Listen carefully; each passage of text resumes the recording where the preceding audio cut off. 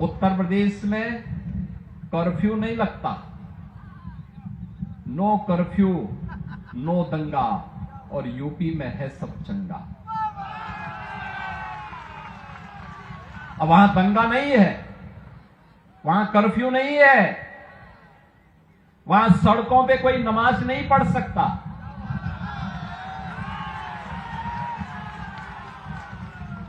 वहां पर अब किसी भी धर्मस्थल से चिल्लाने की आवाज नहीं आती है।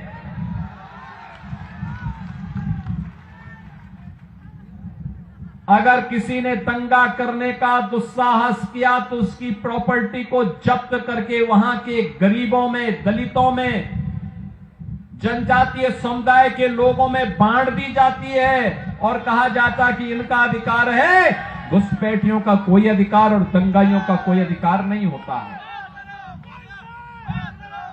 बहनों और भाइयों,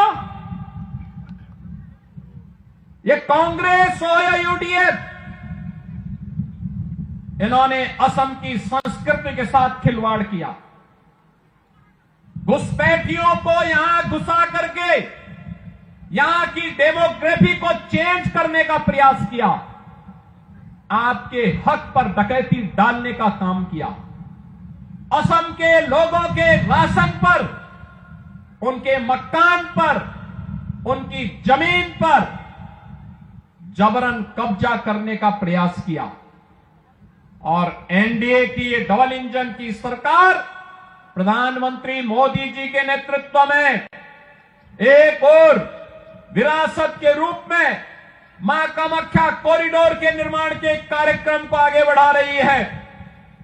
एक और विरासत और विकास के कार्यक्रम को आगे बढ़ाने के लिए श्री हेमंत बिस्व शर्मा जी के नेतृत्व में असम के अंदर एनडीए की सरकार कार्य कर रही है। मां कामाख्या का कॉरिडोर का निर्माण का कार्य आगे बढ़ रहा है। एक एक घुसपैठी को चिन्हित करके उसे यहां से बाहर कराने की व्यवस्था भी हो रही है। और दूसरी ओर डेवलपमेंट के बड़े बड़े कार्य आज असम के अंदर भी देखने को मिल रहे हैं।